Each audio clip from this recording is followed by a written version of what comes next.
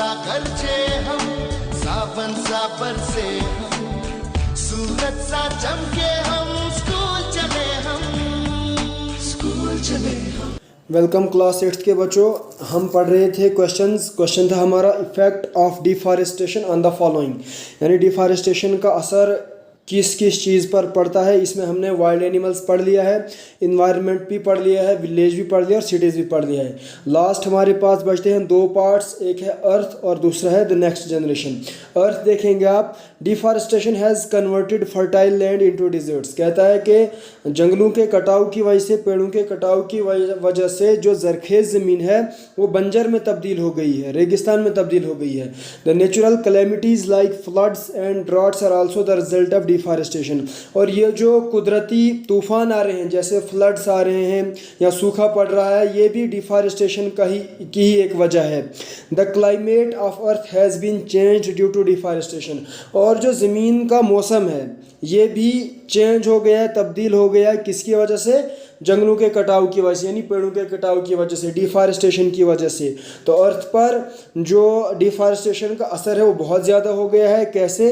कि जो हमारी जरखेज़ ज़मीन थी वो बंजरों में तब्दील हो गई। इसकी वजह से फ्लड्स आने लगे, जैसे सूखा पड़ने लगा और बाकी सारी चीज़ें आने लगी, और इसका सीधा सीधा असर जो है ज़मीन पर पड़ने लगा और इसकी वजह से बहुत सारा नुकसान हो गया। नेक्स्ट है हमारे पास द नेक्स्ट जनरेशन, यानी जो अगली पीढ़ी है उस पर क्या असर पड़ेगा डिफॉरेस्टेशन का।